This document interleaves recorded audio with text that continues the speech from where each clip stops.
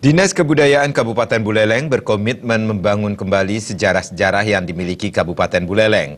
Hal tersebut dibuktikan dengan pembangunan Museum Sunda Kecil yang terletak di eks-Pelabuhan Buleleng.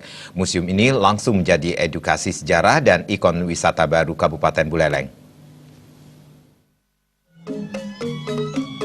Dahulu pada tahun 1945 silam, Kabupaten Buleleng memang dikenal sebagai ibu kota Sunda Kecil. Untuk mengenalkan sejarah itu, Dinas Kebudayaan Buleleng membangun Museum Sunda Kecil yang di dalamnya menggambarkan kejayaan Kabupaten Buleleng di kala itu.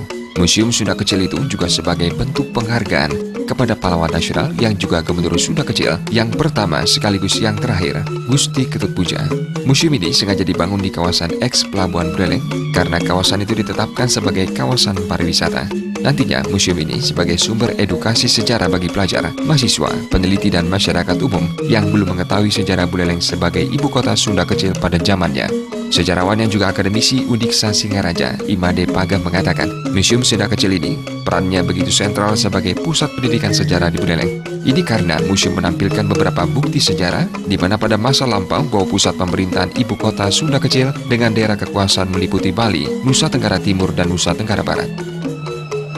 1945, kota Singaraja kembali ditetapkan menjadi ibu kota Sunda Kecil. Oleh karena itu, kota Singaraja sebenarnya adalah memiliki masa lalu yang luar biasa terkait dengan perkembangan politik yang ada di masa lalu, baik pada zaman kolonial maupun pada awal kemerdekaan yaitu 1945. Nah, tetapi dalam perjalanan sejarah setelah tahun 1958, Provinsi Sunda Kecil dibagi menjadi 3 provinsi, yaitu Bali, Nusa Tenggara Barat dan Nusa Tenggara Timur.